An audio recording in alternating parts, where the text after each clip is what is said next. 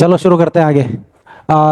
आगे चलते हैं। लॉ ऑफ एक्साइटमेंट हो गया, डायरेक्ट इनडायरेक्ट हो गया, law of focus and conscious है ना, ये भी बता देता हूँ। Law of focus and all. देखो कंसंट्रेशन एंड फोकस क्या चीज़ है, मैं थोड़ा सा आपको बता देता हूँ।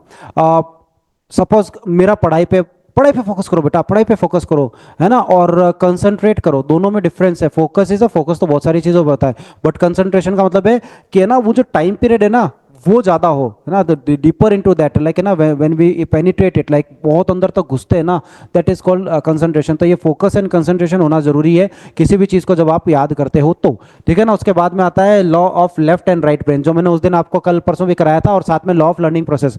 तो लर्निंग मोड तो मैं अभी आपको बता ही चुका हूँ, साथ में लेफ्ट एंड राइट ब्रेन की कहानी बता देता हूँ। देखो जिनका लेफ्ट ब्रेन ज्यादा चल रहा होता है वो engineering, medical, IAS, IPS, chartered accountant पढ़ाई के थ्रू अच्छा करियर बनाते हैं, जैसा मैंने आपको बताया था। जिनका राइट ब्रेन ज्यादा चल रहा होता है वो musician, sports person, businessman, politics, इन लाइन्स के लिए उनका ब्रेन बहुत अच्छा चलता है। सो मोर और लेस मैंने ये चीज तो आपको बताई थी, ठीक है ना। और मैं आपको बताऊं, जिनका लेफ्ट ब्रेन ज्यादा चल रहा होता है ना वो टू द पॉइंट बात करते हैं, लॉजिकली बात करते हैं। उनके आगे कोई समस्या भी लेके आओ ना, वो कहेंगे यार मेरे को मुद्दे की बात बता दो क्या है, ताकि सॉर्ट आउट कर सके। लेकिन जिनका राइट ब्रेन ज्यादा चल रहा होता है वो ग्राफिकली चीजों को ज्यादा याद रखते हैं, इमेज उनको जल्दी याद रहती है। ये लोग पूरी समस्या सुनेंगे। अगर आप इनके पास कोई प्रॉब्लम भी लेके जाओगे तो दे वुड आंसर, अरे सर पहले पूरी कहानी बताओ मेरे को, कहानी क्या है पहले मैं वो पूरी सुनूंगा या सुनूंगी, उसके बाद आपको आंसर करूंगी। तो दोनों का मेथड अलग है। वो सॉल्यूशन देंगे लेकिन पूरी कहानी सुन के। और कई लोग कहेंगे मुझे गीत नहीं सुनना यार, मुद्दे की बात बताओ, कर देते। So depends on that person कि उसका लेफ्ट वाला ब्रेन ज्यादा चल रहा है या राइट वाला ज्यादा ब्रेन चल रहा है, ठीक है। अब आते हैं पार्ट नंबर 4, इंपॉर्टेंट। ये है प्रोसेस जिसके बेसिस पे आपको पूरी बुक पेज नंबर सहित याद करानी होती है, ठीक है ना। सो हम लोग करेंगे, एक किताब मेरे को चाहिएगी। सो किताब मेरी उधर ऑफिस में से आप मेरे को दे दे। सो किताब चाहिएगी, है किताब नहीं, ये नहीं है ना। सो किताब चाहिएगी मेरे को। सो एग्जाम्पल के लिए कुछ भी बताने के लिए आपको बता दूंगा ताकि आप अपनी बुक पे अप्लाई कर सके। वैसे यहाँ पे 9th के बच्चे होंगे तो बता देता हूँ, 9th के कई बच्चों ने मुझे बोला था फ्रेंच रिवॉल्यूशन करा दो सर। अरे क्या है लुईस 16 के पास यार, वो बेचारा जब लगा बना था राजा तभी उसके पास कुछ नहीं था, ढूंढता फिर रहा था टैक्स ला दो, टैक्स ला दो, पैसे ला दो। अरे बहुत हलवा है, एक दिन से ज्यादा की नहीं है फ्रेंच रिवॉल्यूशन। पता नहीं आप लोगों को इतनी कठिन कैसे लगती है ना। कोशिश करूंगा कल आपको फ्रेंच रिवॉल्यूशन करा दूंगा, जितने बच्चे हैं ना, जो भी हो। और जिनको कुछ बच्चों, क्योंकि मुझे कल मैं जब रवाना हुआ था परसों, तब बच्चों ने कह दिया था कि ना फ्रेंच रिवॉल्यूशन और रशियन रिवॉल्यूशन कराना। और कुछ बच्चों ने बोला था मुझे हमें मुगल वाला चैप्टर जो है 4th चैप्टर 7th के, उन्होंने बोला था कि मुगल वाला चैप्टर करा दो। तो भाई मेरे को तो जितना बताया वो बता दिया। अगर 8th का भी कोई हो तो बोल देना, 9th का 10th का भी हो तो बोल देना। जिन्होंने मुझे मिले उस दौरान पर्सनली बोल दिया कि तो मैं करा दूंगा, कोई इशू नहीं है, मैं तो सभी को कराऊंगा ये चीज, है ना। खैर आगे लेते हैं। सबसे पहले नंबर पे एक बात समझ लो, जो मैं लेफ्ट और राइट ब्रेन की बात करता हूं ना, थ्योरी की, इस चीज को समझ लेना।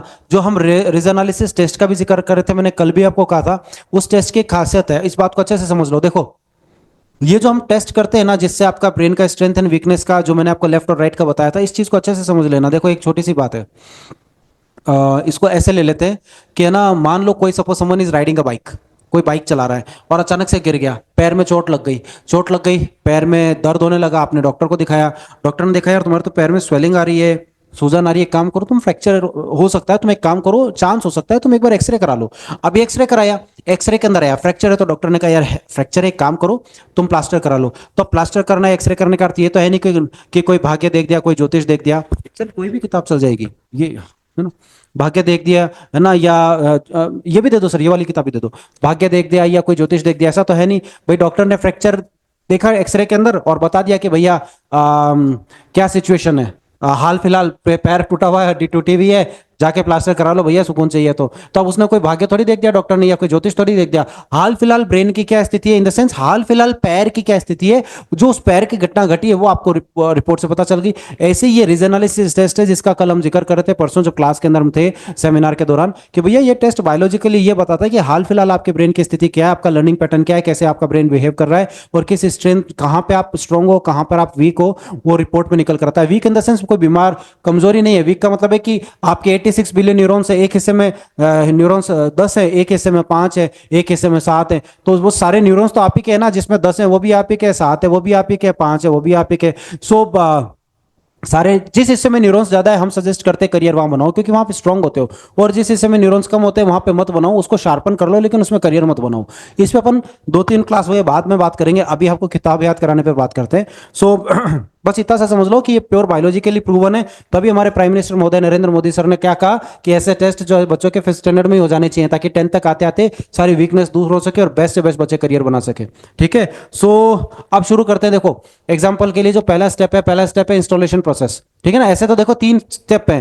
ठीक है ना, 3 स्टेप में इंस्टॉलेशन प्रोसेस, मेंटेन प्रोसेस और रिकॉलिंग प्रोसेस।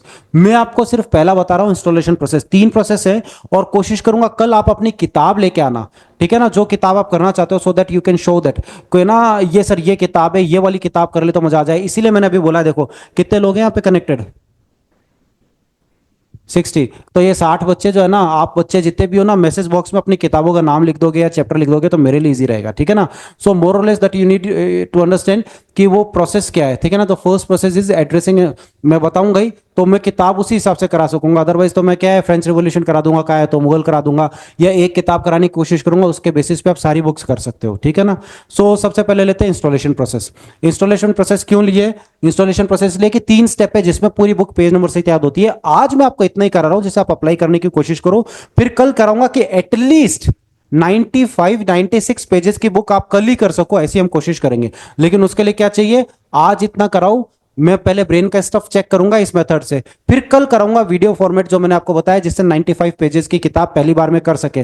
फिर धीमे धीमे लेवल बढ़ा लेंगे थर्ड डे में, है ना। अभी पहले नंबर पे है, पहला स्टेप है एड्रेसिंग एंड रजिस्ट्रेशन। ये रिकॉर्डिंग भी हो रही है, एडिट होकर आपको मिल जाएगी, तो अगर आपको याद ना रहे तो भी कोई दिक्कत नहीं है। पहला स्टेप है एड्रेसिंग एंड रजिस्ट्रेशन। आप लिख लो तो भी अच्छा है, नहीं लिखो तो भी चलेगा। Addressing and registration first step है। दूसरा स्टेप है विकिपीडिया। तीसरा स्टेप है reading.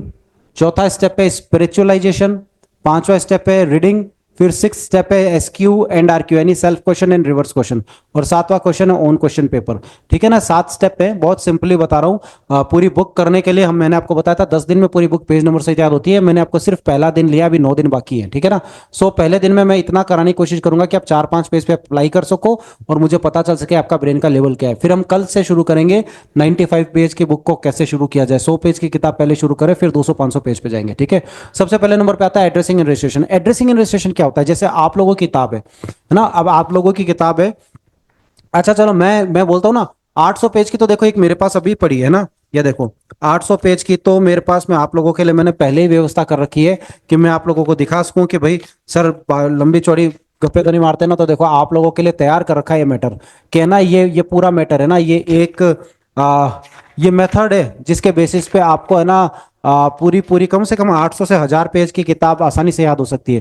That is in my pocket, है ना, मेरे हाथ में, इज इन माई हैंड, तो करा सकते हैं। ठीक है, सो आपको सिर्फ इतना सा ध्यान रखने की जरूरत है कि क्लास प्रॉपर अटेंड कर लेना। देखो सपोज मान लो ये किताब है, किताब आपके पास भी होगी, आप एनसीईआरटी की ले सकते हो। किसी ने मुझे 9th स्टैंडर्ड की एनसीईआरटी की बुक दिखाई थी, ग्रीन कलर का बैकग्राउंड है, लेफ्ट साइड के अंदर कुछ ब्लॉक बना हुआ है डिब्बा सा, जिस पे सोशल साइंस लिखा हुआ है, फिर लिखा हुआ है इंडिया एंड कंटेम्प्रेरी वर्ल्ड, उसके बाद में उसके नीचे कुछ लिखा हुआ है लाइन पे, फिर बीच में 5 इमेजेस बनी हुई है, एक में ना खेती बाड़ी करते हुए किसी एक इमेज बनी हुई है, सबके अलग अलग है, कहीं अलग अलग सिंबल्स टाइप बने हुए हैं सब, है ना, एंजल का सिंबल बना हुआ है या जो भी है, जैसे 4-5 इमेजेस बनी हुई है। सो मोर और लेस है ना, ये कवर पेज है जिसको आपको याद करना होता है। तो कैसे, मान लो ये फर्स्ट पेज है ना, एड्रेसिंग एंड रजिस्ट्रेशन क्या होता है उसके लिए बता रहा हूँ। चलो एक एग्जांपल देता हूँ, उससे समझ में आ जाएगा। मेरे पास में महिंद्रा कार है, ठीक है ना, और मान लो मैंने नई नई गाड़ी खरीदी। अब गाड़ी खरीदी, गाड़ी बहुत अच्छी है इसलिए खरीदी, लेकिन उसकी फर्स्ट सर्विस थी, पहली 3 सर्विसेज गाड़ी की फ्री होती है। तो फर्स्ट सर्विस में मैं वर्कशॉप लेके गाड़ी दिखाने गया। वर्कशॉप पे मुझे लगा 100-200-500 रुपये से ज़्यादा क्या लगेगा, ठीक है ना, इससे ज़्यादा क्या लग सकता है, 100-200-500 से ज़्यादा तो कुछ लग नहीं सकता। सो अपन ने गाड़ी दे दी, उन्होंने कहा शाम को 4 बजे मिल जाएगी, 10 बजे आपने गाड़ी दी है सर्विस होके, ओके। मैं 4 बजे जाता हूँ, 1 रुपये नहीं लगना चाहिए, फ्री ऑफ कॉस्ट होती है, पर मेरे को जो है उन्होंने मान लो 10,000 का बिल बना के दे दिया। और मैं चिढ़ गया, अरे 10,000 रुपये किस बात के, फ्री की सर्विस होती है, 10,000 रुपये ले लिए, और मैं उनसे लड़ाई झगड़ा करने लगता हूँ। वो कहते हैं साहब इससे कुछ नहीं होगा, आपको जाना है तो हेड ऑफिस जाओ, वहां जाके बात करो, यहाँ तो करना पड़ेगा। मेरे पास ऑप्शन क्या है? मैंने 10,000 पे किया कि ठीक है यार गाड़ी तो निकला है, बाद में उनसे माथाफड़ी करेंगे। अब साहब मैंने बोला मुझे रास्ता तो बताओ, उन्होंने कोई रास्ता बता भी दिया 10-20 किलोमीटर दूर ऑफिस। मैं घूमता फिरता इधर उधर करते हुए पहुंचता हूँ, फिर मैं वहाँ पे बिल्डिंग के पास पहुंचता हूँ। मैं कहता हूँ बाहर गार्ड से कहता हूँ साहब वो महिंद्रा का शोरूम कहाँ है, या होंडा का शोरूम कहाँ है, या मेरे पास मान लो मारुति का शोरूम कहाँ है, या स्कोडा का शोरूम कहाँ है, कोई भी एक गाड़ी ले लो, मैंने तो एग्जांपल के लिए कहा है। अब साहब आप देखोगे यार, हाँ वो शोरूम वो है क्या, अच्छा फोर्थ फ्लोर वाला है क्या, हाँ ठीक है। अब आप अंदर जाओगे, लिफ्ट में जाओगे, फोर्थ फ्लोर पे पहुंचोगे, बाहर निकलोगे, ढूंढते फिरते इधर उधर लोगों से पूछोगे। आप देख रहे हो कौन कहाँ क्या कर रहा है, कोई एडमिनिस्ट्रेशन वाला है, कोई एचआर वाला है, कोई मार्केटिंग वाला है, आप देखते हो, फिर आप मिस्टर किसी एक व्यक्ति से मिलते हो, आपका प्रॉब्लम सॉर्ट आउट कर देते हैं, करके आप आ जाते हो। आ गए, आपका काम हो गया। नेक्स्ट टाइम आपके किसी फ्रेंड के साथ भी ऐसा हो जाता है, उनका चेहरा उतरा हुआ होता है और वो आपके घर आते हैं, आप कहते हैं अरे क्या बात हो गई। अरे कुछ नहीं यार, मैंने ऐसे ऐसे गाड़ी ली थी और फर्स्ट सर्विस थी और मेरे साथ ऐसा ऐसा हो गया, पता नहीं क्या करूँ है ना। अरे रुक रुक रुक रुक रुक रुक रुक, ऐसे तेरे को रवाना करके भगा दिया हुआ है ये। हाँ ऐसा ही होता है, ऐसा होता है। अरे बेकार है, मैं बताऊं वैसा करना, आप एक काम कर, यहाँ से एक तो उस रास्ते से मत जाना, उन्होंने बताया बहुत रश है उस रास्ते पे। मैं बताऊं ना, उस रास्ते से जाना, वहां भीड़ नहीं मिलेगी। और जब वहां जाए ना, तो मेन गेट पे ना गार्ड मिलेगा, माथा ही मत लगाना, बहुत रूड है बोलने में, सीधा अंदर चले जाना और बटन दबाना लिफ्ट में। फोर्थ फ्लोर पे बाहर निकलोगे ना, जैसे लेफ्ट साइड देखोगे वाटर कूलर लगा मिलेगा, उसके पास चले जाओ, राइट में अंदर जाना, मिस्टर गोयल नाम के व्यक्ति मिलेंगे, उनसे मिलना। वो आपको ऐसे ऐसे बताएंगे, वो आपकी प्रॉब्लम को सॉर्ट आउट कर दिया। या मिस्टर शर्मा मिलेंगे, वो आपकी प्रॉब्लम को सॉर्ट आउट कर देंगे। या मिस्टर सिंह मिलेंगे, वो आपकी प्रॉब्लम को सॉर्ट आउट कर देंगे। या जो भी कोई व्यक्ति मिलेगा वो आपकी प्रॉब्लम को सॉर्ट आउट कर देगा, जो कोई भी एक चीज है एग्जाम्पल के लिए। अब वो कहेगा ठीक है ठीक है। अब आपको, आपने उस आदमी को गाइड किया कैसे, कि आपके दिमाग में पूरी एक एक चीज वीडियो के रूप में वो इमेज बनी हुई है, तो आपने अगले को गाइड कर दिया। जब हम किताब पढ़ते हैं ना, वो इमेज नहीं बनती है, वो वीडियो नहीं बनता है, वो एड्रेसिंग रजिस्ट्रेशन होता ही नहीं है। जैसे अभी मैं आपके घर आऊँ, मान लो, और आपकी मम्मा, मैं मान लो फर्स्ट टाइम आपके घर आ रहा हूँ, तो आप एज अ गेस्ट मेरे को पानी पिलाते हो, फॉर एग्जांपल गिलास देते हो, जूस देते हो फॉर एग्जांपल। आप अपनी मम्मा मम्मा आपकी कहती है या आपके फादर कहते हैं कि बेटा जाके ना एक गिलास पानी लेके आओ, तो आप ऐसा तो है नहीं कि बाथरूम में चले जाओगे पानी लेने के लिए, किचन में जाओगे ना, जाहिर सी बात है, क्योंकि आपको पता है कि किचन में ही मिलेगा पानी। अभी आप कहोगे कि ना एक काम कर बेटा, मेरा मोबाइल लेके आना, मान लो बेडरूम में पड़ा है, तो आप बेडरूम में जाओगे मोबाइल लेने के लिए, ये थोड़ी स्टोर रूम में चले जाओगे। आपके दिमाग में ना स्लॉट बना हुआ है, ठीक है ना, हर चीज का स्लॉट बना हुआ है। ऐसे जैसे हमारे घर में होता है ना, ड्राइंग रूम अलग होता है, बेडरूम अलग होता है, डाइनिंग हॉल अलग होता है, किचन हॉल अलग होता है, पोर्च अलग होता है, रूम होता है, छत अलग होती है, हर चीज है। अगर फ्लैट संस्कृति में होगा तो छत उड़ा दो, बाकी सब तो सेम रहता है, ठीक है ना। सो मोर और लेस सब कुछ आपको पहले से क्लियर होता है कौन सी चीज कहाँ पे पड़ी हुई है। लेकिन जब किताब याद करने की बात आती है ना, तो हमारे ब्रेन में कोई स्लॉट नहीं बने हुए, स्लॉट नहीं बने हुए, इसलिए हमारा ब्रेन है ना, चैलेंजिंग सिचुएशन होती है उसको याद नहीं आता। और इसमें एक सबसे बड़ी बात है कि हमारे एड्रेसिंग रजिस्ट्रेशन नहीं की हुई। तो मैं आपको किताब बताता हूँ, कोई भी किताब ले लेना, आज से ही शुरू करना। जैसे मान लो पहले नंबर पे एक किताब है, फॉर एग्जाम्पल, कोई अगर बच्चे के पास किताब अभी है तो दिखा दो मेरे को, मैं अभी करा दूंगा, ठीक है ना। नहीं तो मेरे पास तो आई, चलो इस बच्ची ने दिखाई, ये लो सृष्टि तैयारी बैठी थी क्या, चलो सृष्टि को पिन करो यार, मेरे को दिखाओ तो सही, है ना। आ, हे प्रभु कौन सा लिया ये बच्ची, अरे यार अच्छा, ये कौन सी है, टेंथ की है, नाइन्थ की है, मेरे को तो ये अरे यार, हाँ बेटा, सृष्टि ये कौन सी क्लास की है, ये तो बता दो मेरे को।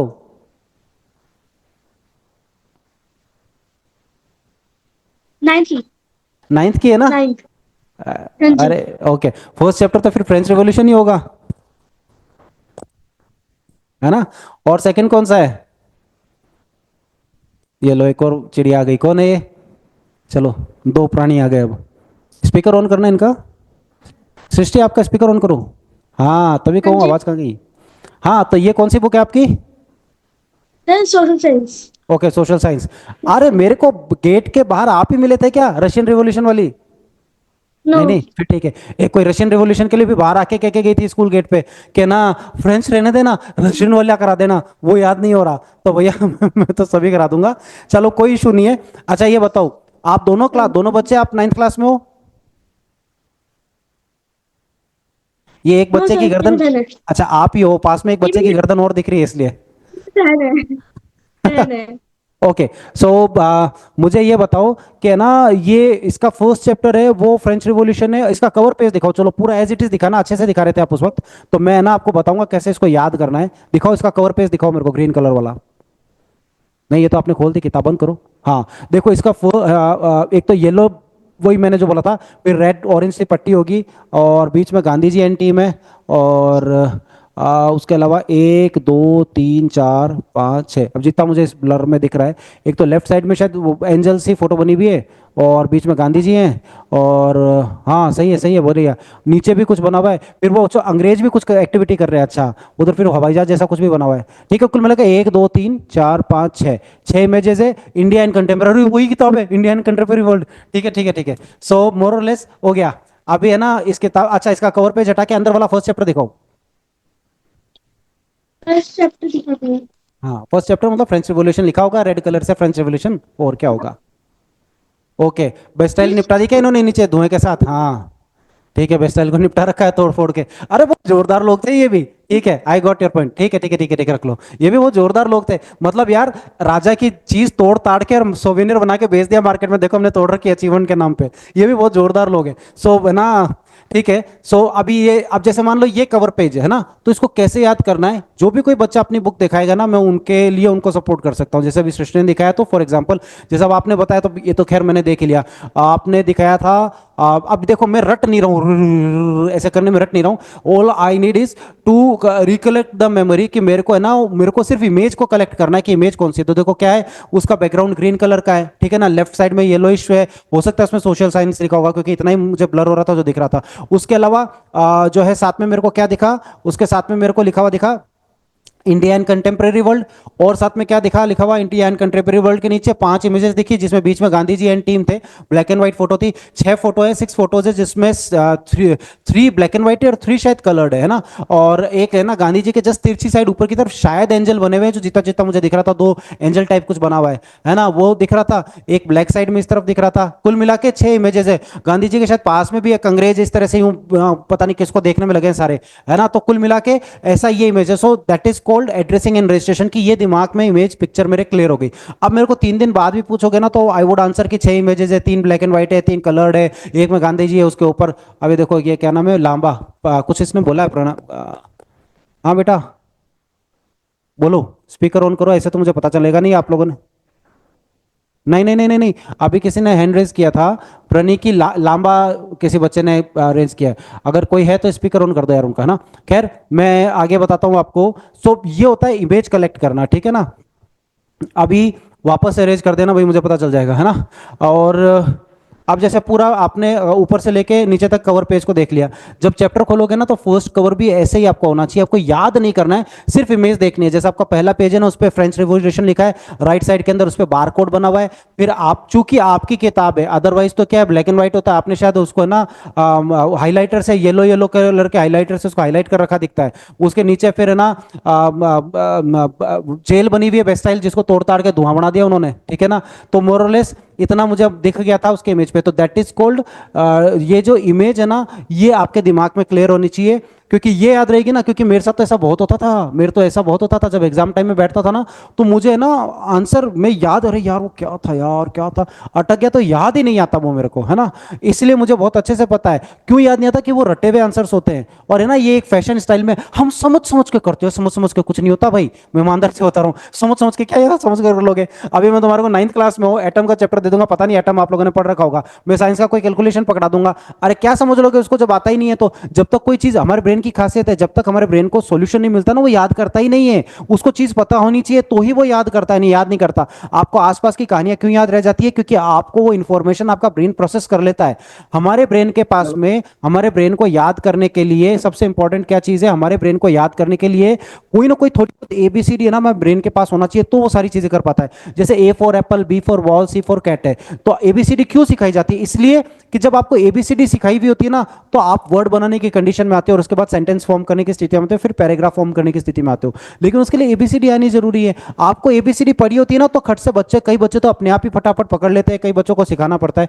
वो कब हो पाता है? जब एबीसीडी बनी हुई होती है। ऐसे तो फिर 1 2 3 हम सिखा देते ना, लाइनें खींच खींच के सिखाते हैं, दिस इज, देखो ये 3 लाइन खींच दी, 3 हो गया, ये हो गया, ये हो गया। सो आपको भी ऐसी एड्रेसिंग एंड रजिस्ट्रेशन को समझने की जरूरत है, कि वो इमेज पूरी बन जाए। मैंने रटने के लिए कहा ही नहीं है, इतना कह रहा हूं, कल ये आपको चैप्टर याद होगा, मैं करवा दूंगा, ठीक है ना। लेकिन अभी सिर्फ इतना समझ लो, एड्रेसिंग रजिस्ट्रेशन, वो इमेज आपके दिमाग में बन जाए। Second second page would be Wikipedia. Wikipedia का मतलब होता है इंटरनेट के ऊपर कुछ भी लिखो, गूगल के ऊपर जो भी लिखोगे ना, वो डिटेल निकल कर आ जाएगी। वट एवर इज देयर, आपने कुछ भी एक लिख दिया, कुछ भी लिख दो, यूट्यूब कुछ तो निकाल कर देता है। मैं अभी इसके ऊपर भी ट्राई करके दिखाता हूं, चलो इसी पे ट्राई करके देखते हैं। लो एक बार पकड़ो उमा, देखो इस पर ट्राई करके देखते हैं। ये देखो विकिपीडिया है, मैं इसी पे ट्राई करके देखता हूं, है ना।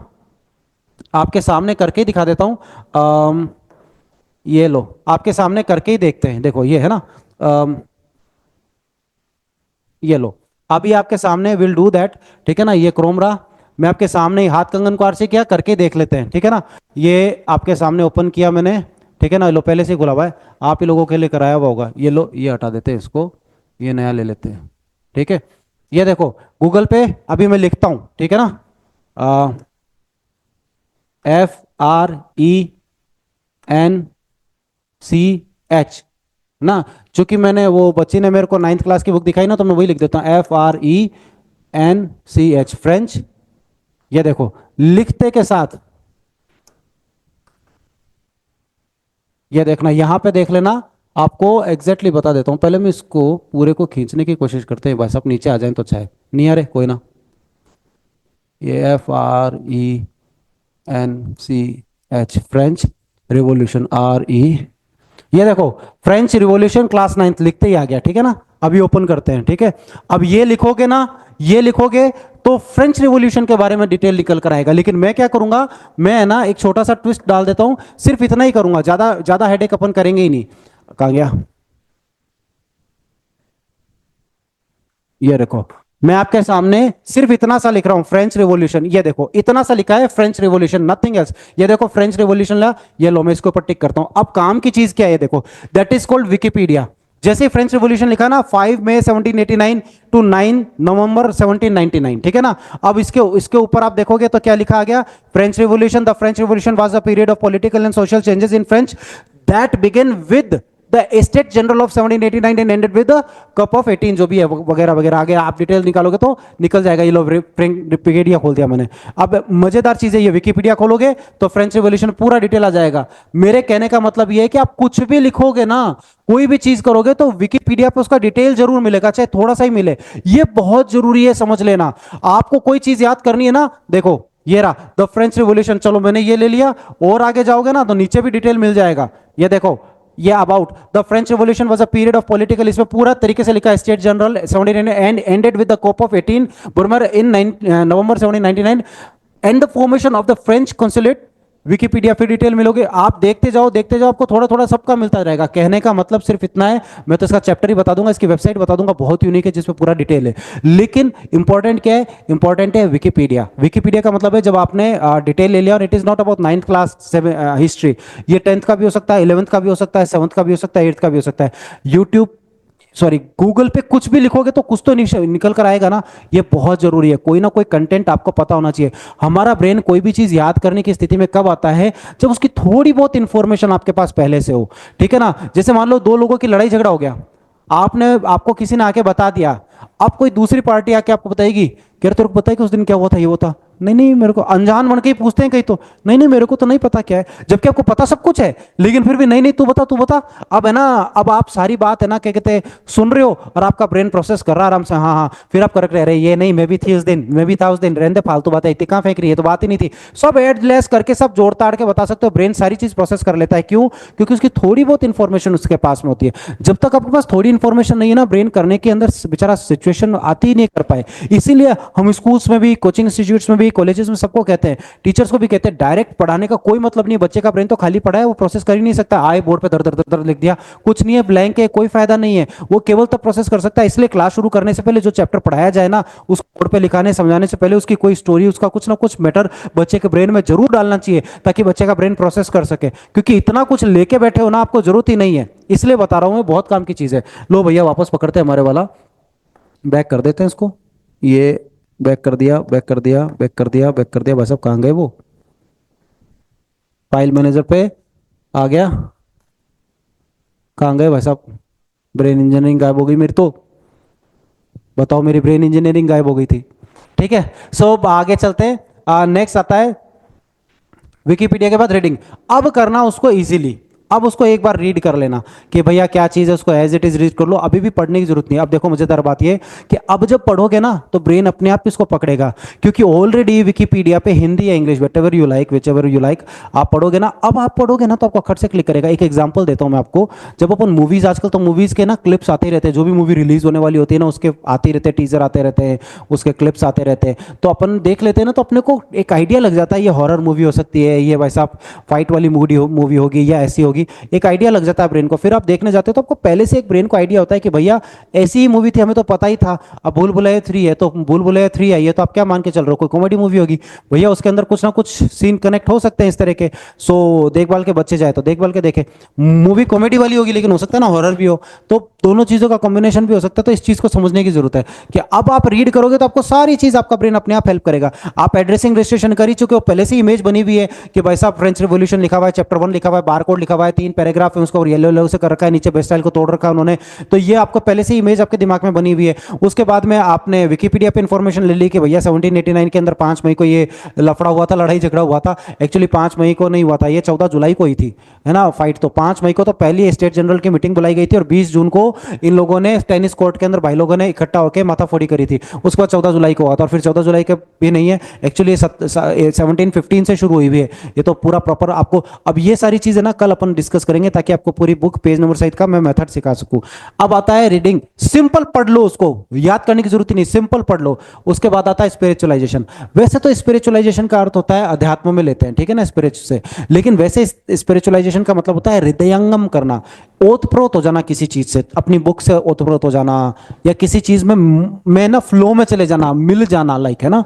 सो यहाँ स्पिरिचुअलाइजेशन का मतलब क्या है कि जब आपने एक बार रीड कर दिया ना, तो सेकंड टाइम जब आप वापस रीड कर रहे हो ना, तो उसको गाते हुए करना है, ठीक है ना। या तो गाते हुए करो, लेकिन मुझे मालूम है आप बेसुरे भी हो सकते हो, तो घर वाले भी कहेंगे आज इसको क्या हो गया, तो भैया बाथरूम में कर सकते हो, नहीं तो भैया अपने कमरे में भी कर सकते हो, गाते हुए कर लो। पहला तरीका तो बहुत अच्छा है, क्योंकि खुद बेसुरा गाओगे ना, सबसे पहले तो ब्रेन को खुद का ही याद रहेगा कि उस दिन को ज्यादा ही बेसुरा गा लिया था, ठीक है। या फिर है ना, आपकी जो लाइंस है ना वो ऊपर नीचे फ्लक्चुएट हो, ऊपर नीचे, एकदम तेज पिच में किया, फिर एकदम से डाउन किया, फिर एकदम से किया, फिर एकदम से डाउन किया, तो क्या फ्लक्चुएट होगा, ऊपर नीचे होगा, आपको याद हो जाएगा, ठीक है ना। वो ब्रेन रजिस्टर कर लेगा बहुत दिनों बाद, और कोई चीज याद करने के लिए आपको याद हो जाएगा। करके देख लेना, हाथ कंगन को आरसी क्या।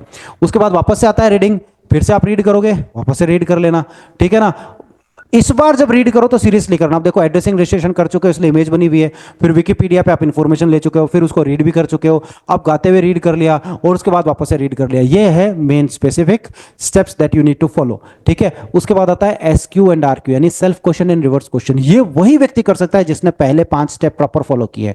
अगर आपने 5 स्टेप प्रॉपर फॉलो किए तो 100% आपको चीज याद हो जाएगी।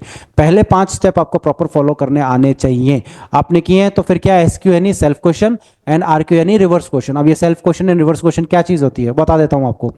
सेल्फ क्वेश्चन का मतलब होता है पहला मुगल शासक कौन है, बाबर। बाबर का बेटा कौन है, हुमायूं। हुमायूं का बेटा कौन है, अकबर। अकबर का बेटा कौन है, जहांगीर। जहांगीर का बेटा कौन है, शाहजहां। शाहजहां का बेटा कौन है, औरंगजेब। तो ये क्वेश्चन है सेल्फ क्वेश्चन, याद करने के बाद खुद से पूछ ले, that is called self question, कि बाबर का बेटा कौन है, उसका बेटा कौन है, इसका बेटा कौन है, खुद से। रिवर्स क्वेश्चन क्या होता है, उल्टे सीधे क्वेश्चन, क्योंकि है ना ब्रेन की कई बार आदत पड़ जाती है, तो उल्टे सीधे क्वेश्चन भी पूछने आने चाहिए, तो ब्रेन को एकदम से झटका लगता है, अरे ये क्या चीज पूछ ली। जैसे बाबर के पोते का क्या नाम है, अकबर। अकबर के बेटे का क्या नाम है, हुमायूं। नहीं ना, अकबर के बेटे का नाम है जहांगीर। जहांगीर के पिताजी का नाम क्या है, अरे भैया अकबर है। अकबर के पोते का क्या नाम है, शाहजहां। शाहजहां के परदादा का क्या नाम है, हुमायूं। भाई शाहजहां, शाहजहां के पिताजी के जहांगीर, जहांगीर के पिताजी अकबर, अकबर के पिताजी हुमायूं। तो ऐसे ऊपर नीचे, बाबर के पोते का क्या नाम है, बाबर का पोता अकबर। बाबर के बेटे का क्या नाम है, हुमायूं। हुमायूं के पड़पोते का क्या नाम है, पड़पोता कौन हुआ, हुमायूं का बेटा अकबर।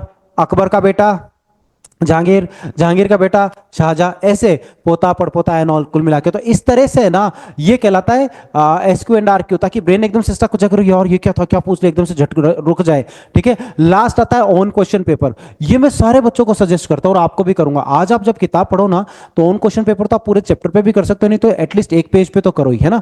तो कल जब अपन क्लास करेंगे ना, टाइमिंग आपको आपके मैम को, प्रिंसिपल मैम को बता देंगे। प्रोबेबली आप लोग स्कूल में रहोगे तो मुझे नहीं लगता कि मैं आपको इतना जल्दी करा पाऊंगा, तो हम लोग कोशिश करेंगे कल 5 बजे रख लेंगे क्लास, एट 5 o'clock। कल हम शाम को 5 बजे क्लास करेंगे, ताकि आपके स्कूल आवर्स का टेंशन नहीं रहे, ठीक है ना।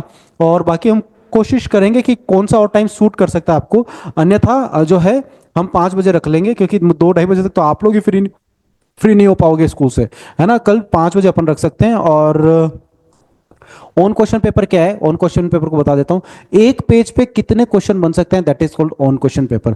अब ये ऑन क्वेश्चन पेपर क्या चीज है बता देता हूं।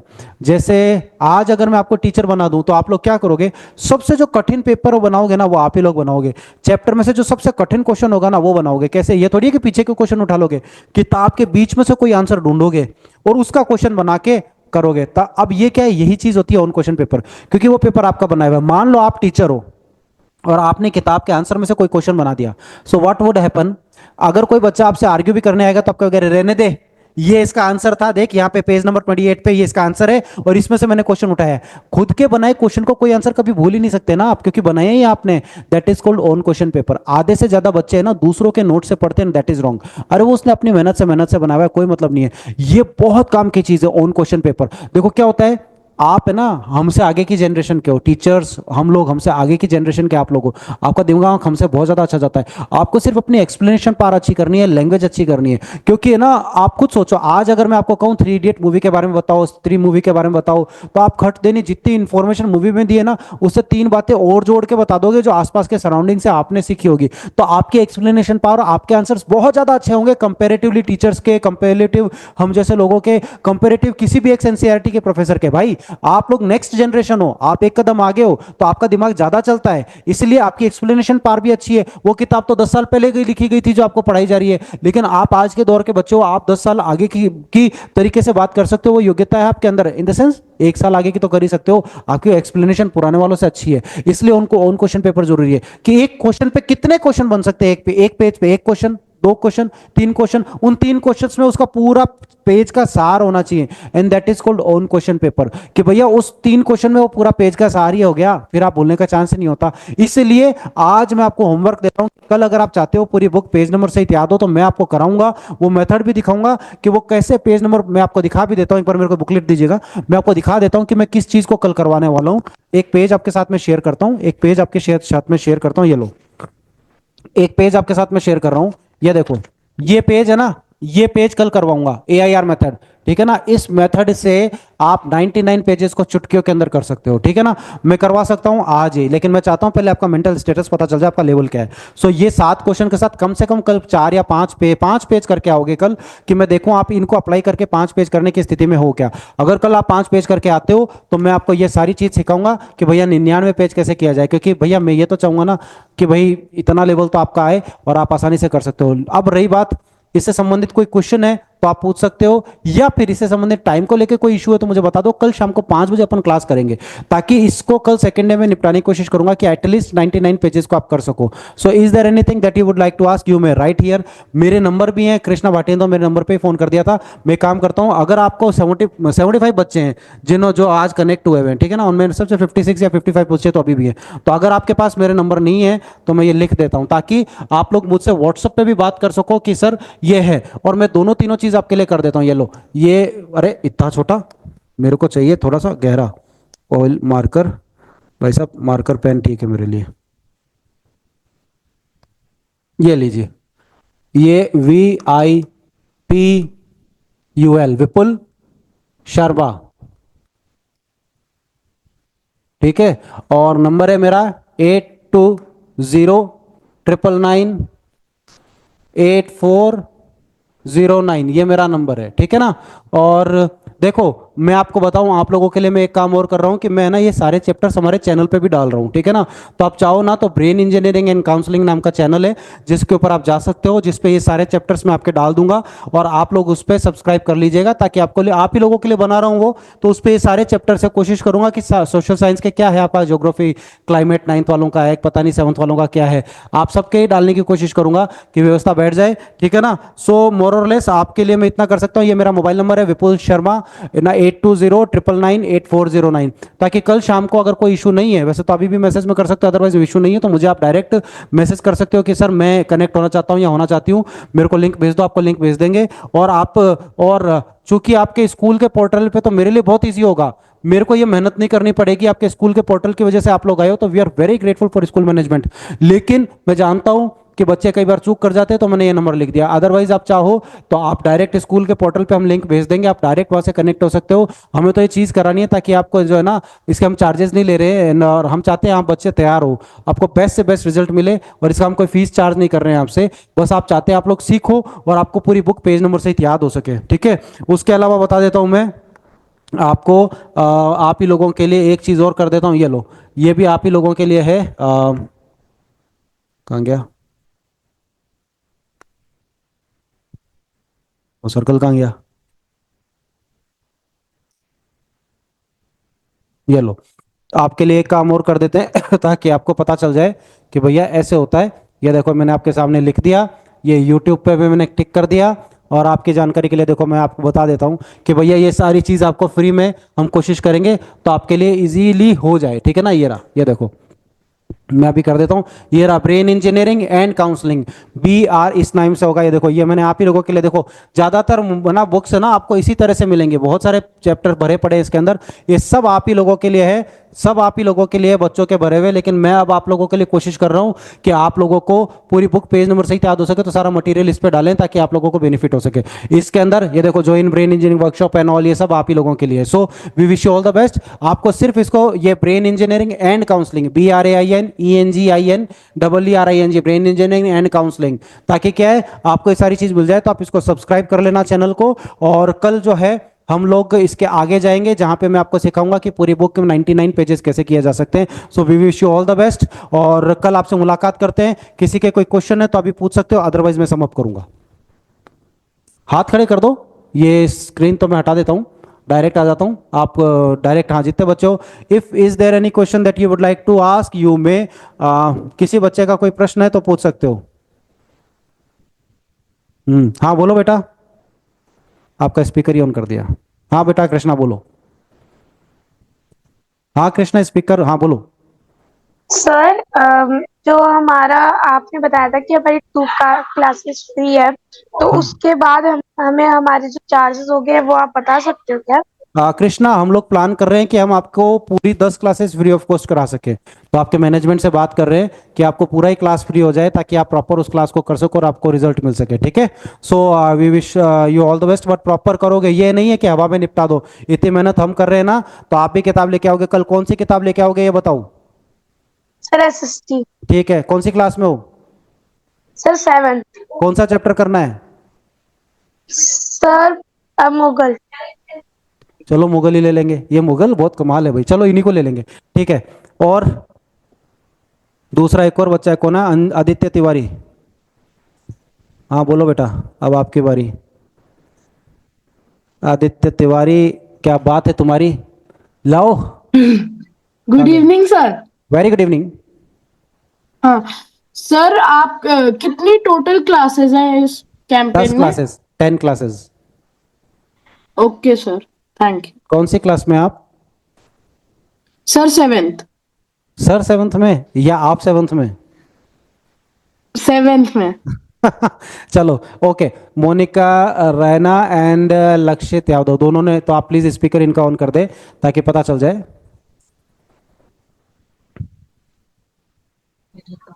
Good morning, good afternoon. हाँ हाँ, Good good morning, good afternoon, sir. Afternoon, good evening, तीनों ले लेता हूँ, बोलो आप। Sir social science. डन। कौन सा चैप्टर? अरे क्लास तो बताओ।